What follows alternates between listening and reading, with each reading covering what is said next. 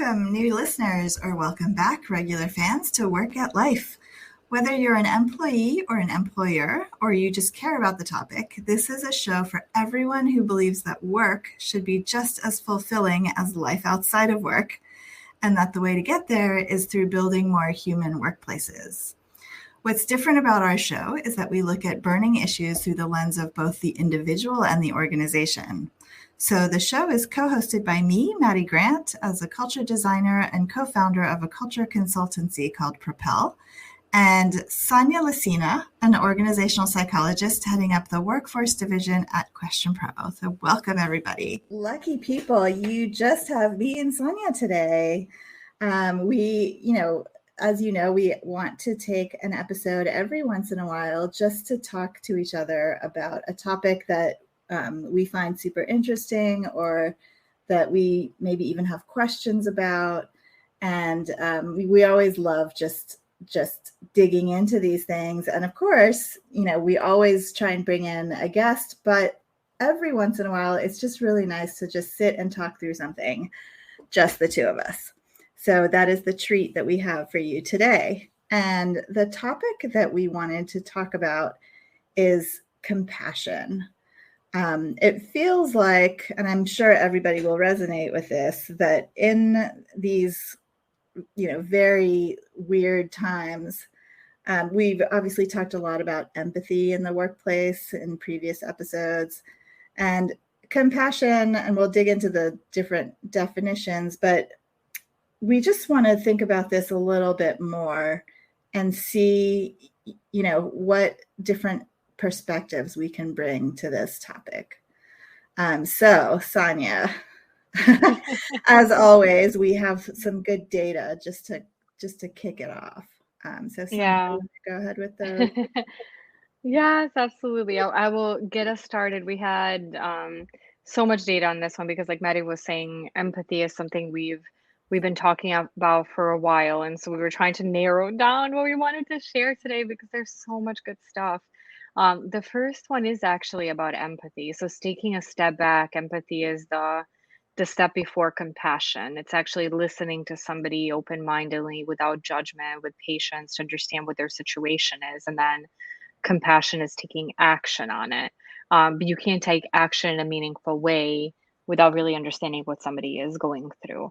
And so one of Question Pro's philosophies is empathy at scale, because we are a survey company. My team specifically focuses on employee experience surveys and continuous listening.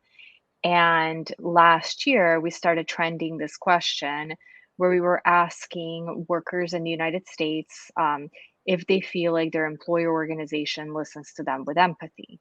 And so around this time last year, we asked that question, and 49% of people said, absolutely, I feel like my employer listens to me with empathy. Right now, we just asked this question today, and only 31% of people said absolutely. So 49% a year ago, 31% today. It is almost a 20 percentage point drop. And that really, in some ways, when Maddie and I were preparing the questions, we thought and hoped maybe this would be a boring one, that it would trend the same. And it took our breath away a little bit when we saw the difference. We thought, wow, what could be going on here? And so that's one of the things that we'll be unpacking in our conversation.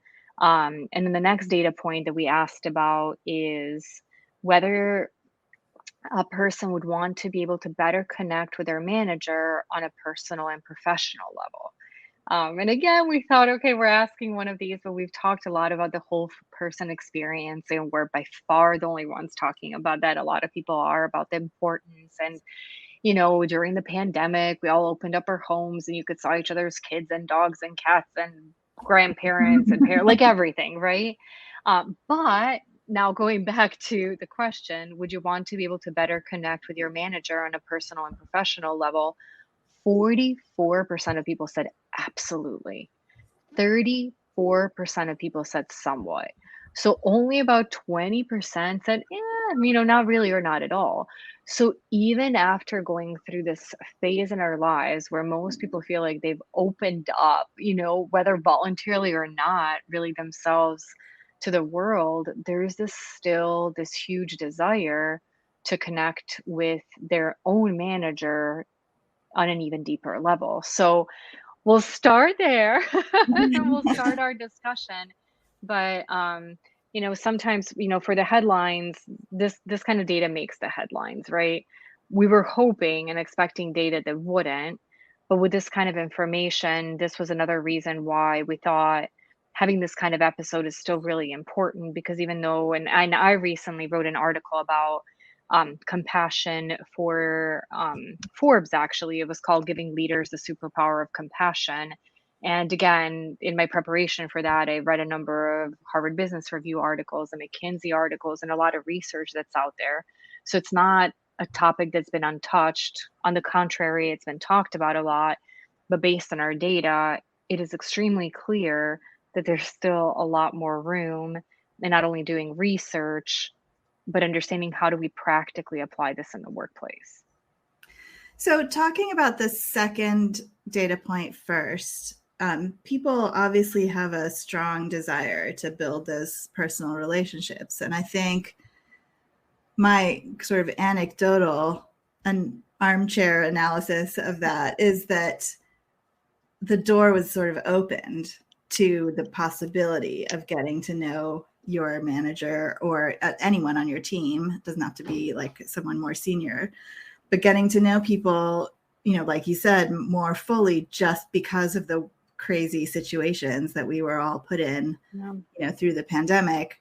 But one of the things we've talked a lot about on this podcast is how that openness and transparency and vulnerability and sharing in general is actually good for work, right? Good for building relationships internally with your team members, good for doing work together.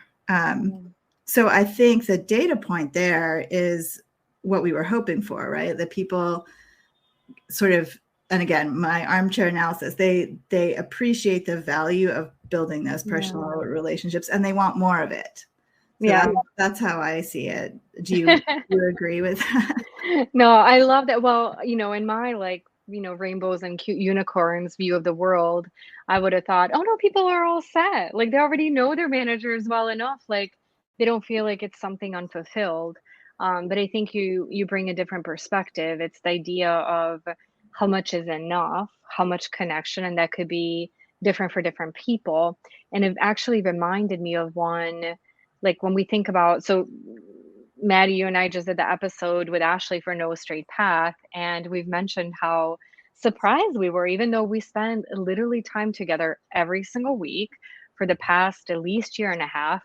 And we talked about, she interviewed us about our upbringing, and both of us were kind of, jaws dropped in just how much we learned about each other as two people who are friends, who collaborate, who've had so many conversations, like whether it's on the show or off.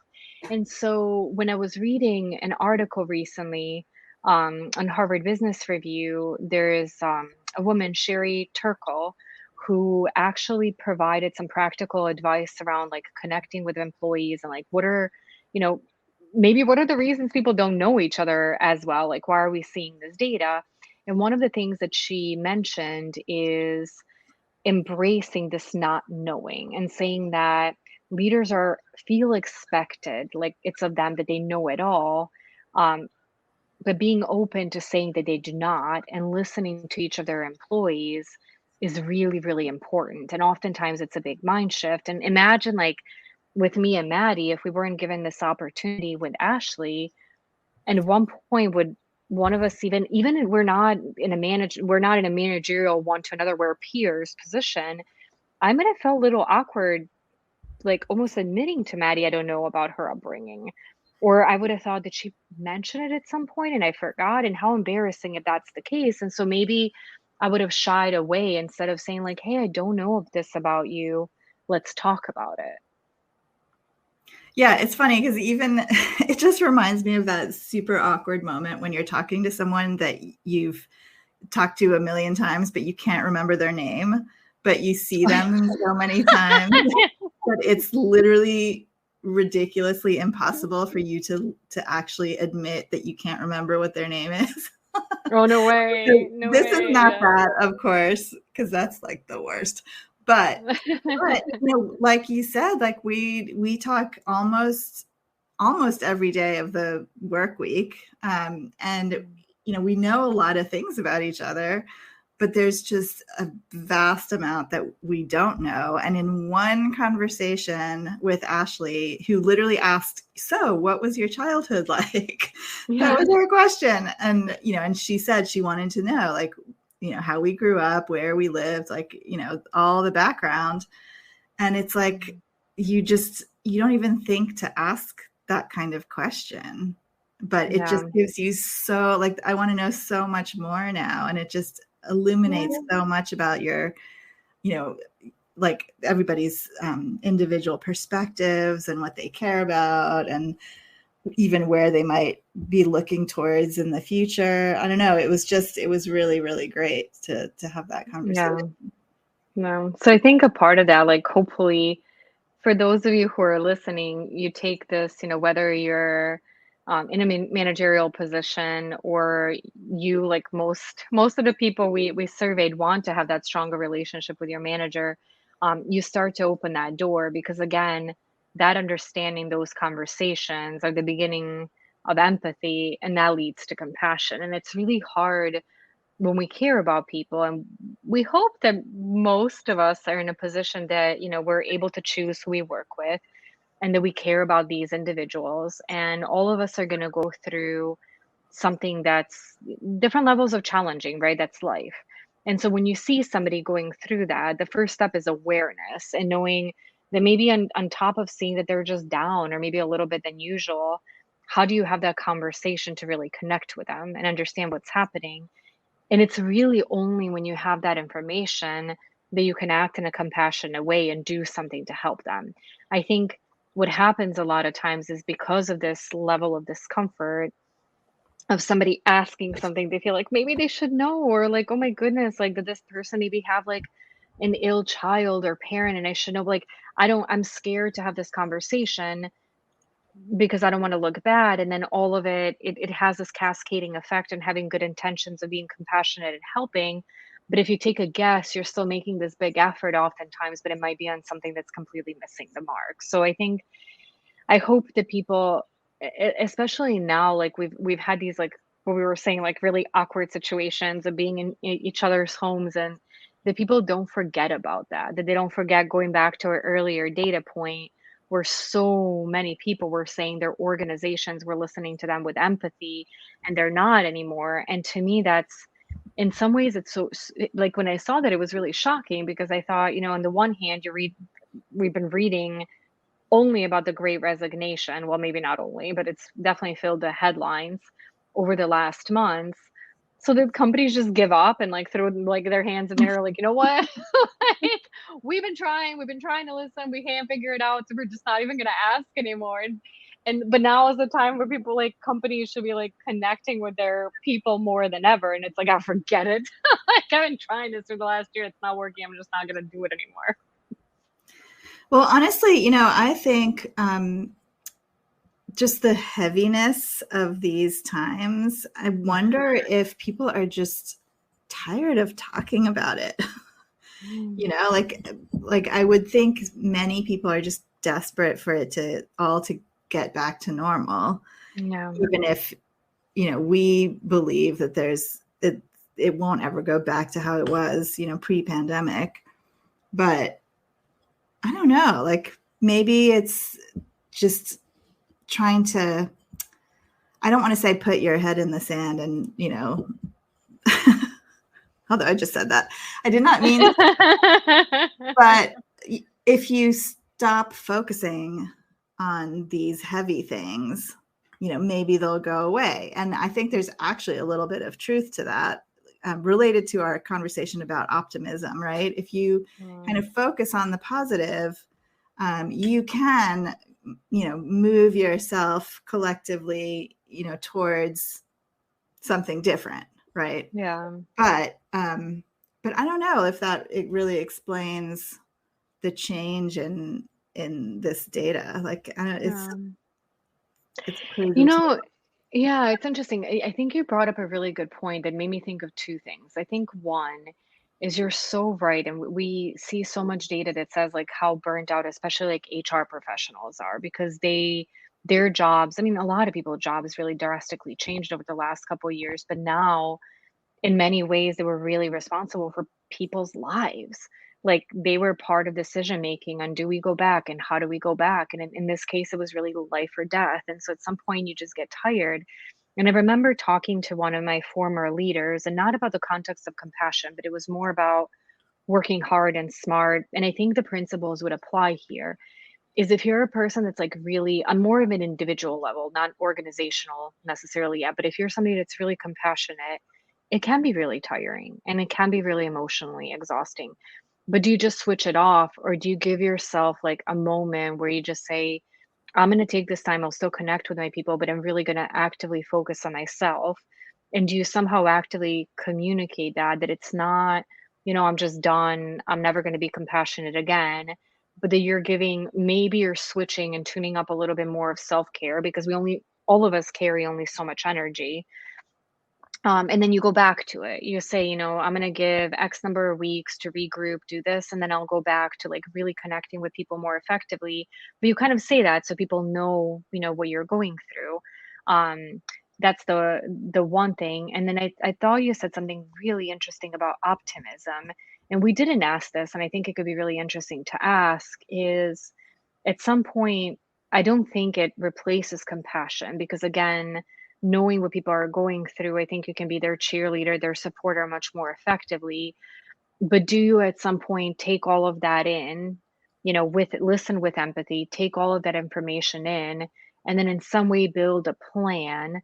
And this could be on the organizational level that gives people that optimism, that gives people that like energy, that hope, the jolt of like, all right, guys, like it's time for the next push. We're all in this together. This is what at the end of this sprint is like, let's go, let's go, let's go. Um, and that maybe it's like, I don't know, compassionate scale. Like it's weird. Maybe it's not the one-to-one, but it's like you're leading instead of solving individual challenges, you're building this big plan. And in some ways, I was talking to another one of my colleagues earlier today, and he was talking about his team. And he said, we've gone through these kind of challenges, and these are some of the decisions that we made, and everybody's still feeling optimistic. So it doesn't mean that everything in the world has to be right for you to feel optimistic. It just means creating this vision, and maybe in some ways for something for people to hope for. And it's just a different strategy of, we've listened. Now we'll take action for a while.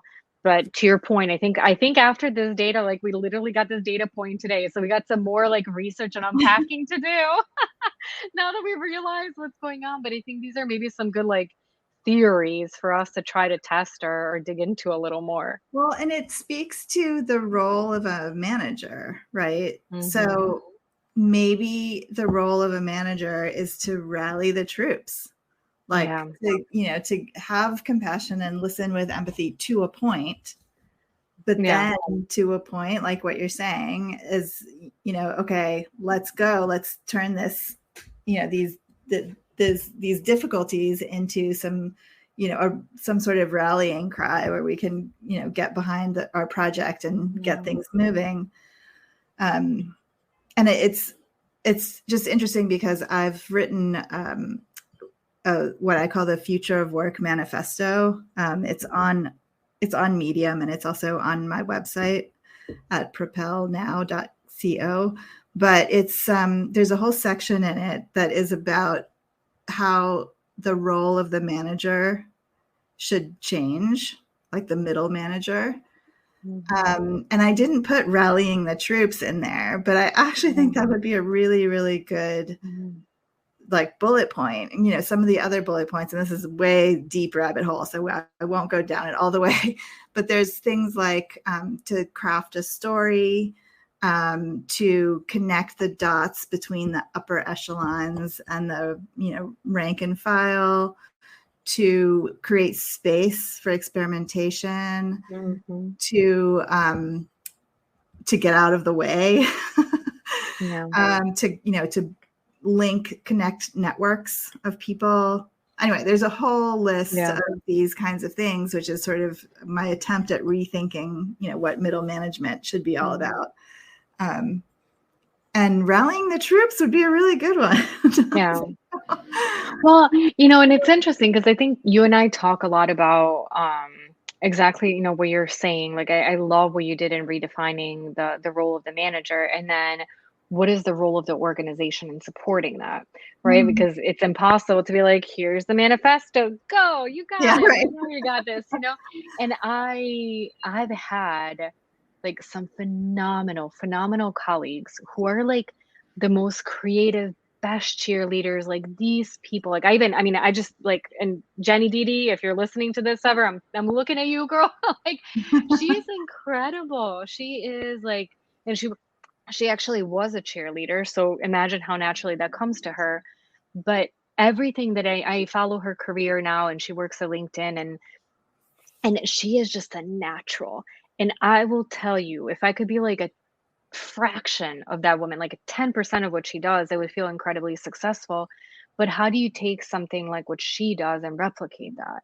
How do you, maybe not everybody can be exactly like her, but how can we be a fraction of that? Because to your point, rallying the troops is so incredibly powerful, but it's not necessarily innate to everyone. I do believe it's Right. something that can be thought, and everybody maybe like has their own different authentic style. Like I see the games that she does with like her teams and everything like that, and I'm like, oh, I wish I was that cool and I could do it.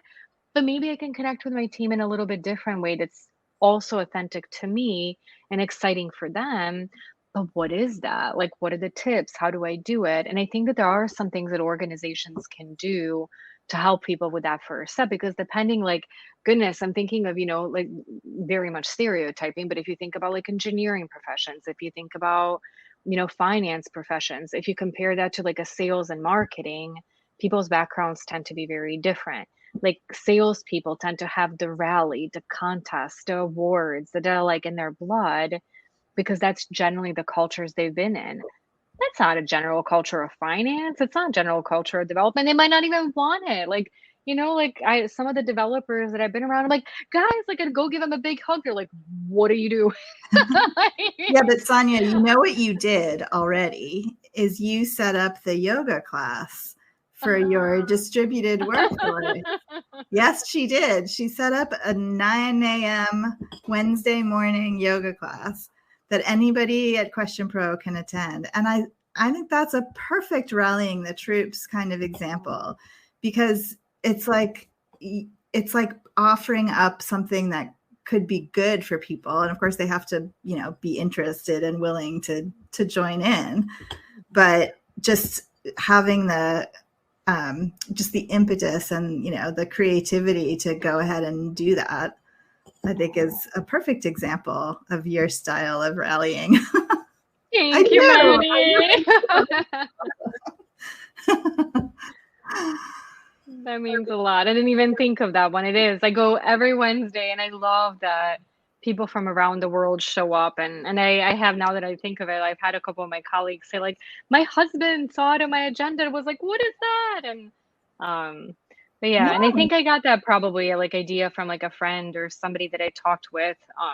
So the more like, I think also like maybe that's like within organization, but then it's also maybe between people too. Like my friend Anna that we just talked with recently, when we asked her how she learns about things, one of her biggest thing was networking.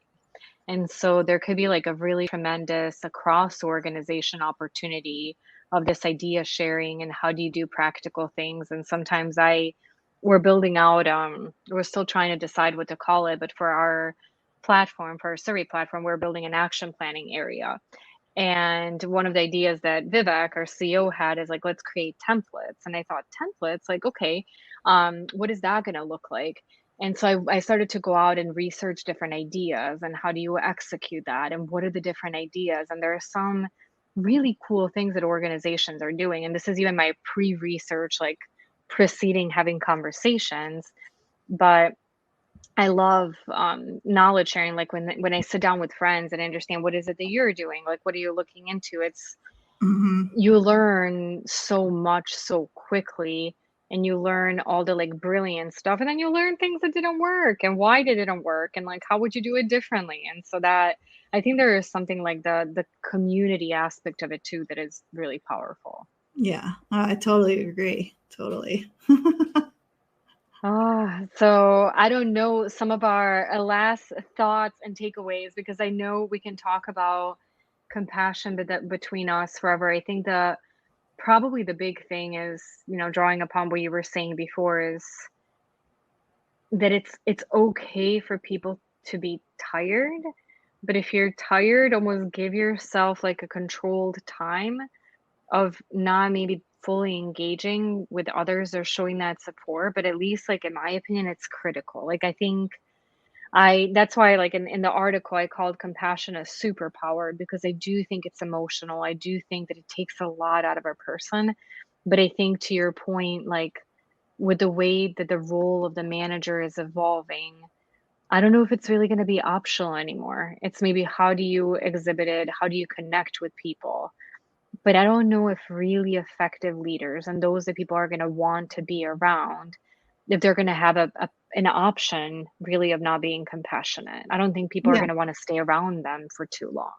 No, exactly. And that's part of building more human workplaces, right? It starts with the people at the top. But I think for me, the big takeaway from this conversation is that it, like compassion and empathy for that matter, don't look the same for everybody, right? It doesn't necessarily mean you, the manager, needs to sit and listen to somebody's whole life story. Yeah.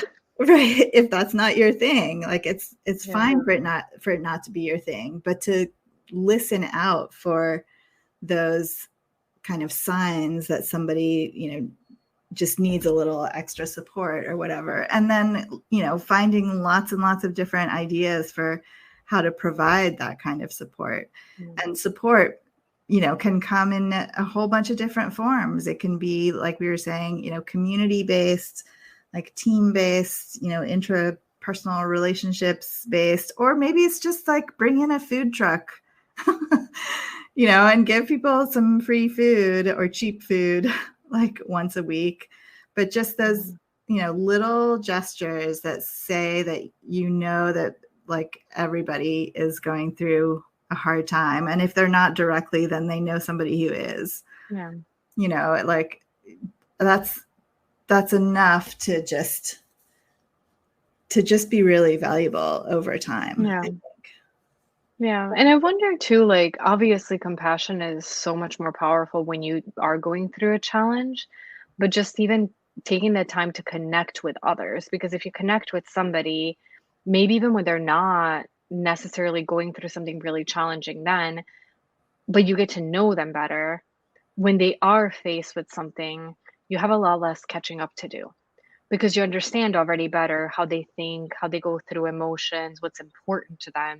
And so instead of seeing somebody be like, wow, like Maddie seems like she's in trouble, or Sonia seems like she's in trouble. Okay, I need to figure out what this person's about and how to help them. It's like, I know what Maddie's about.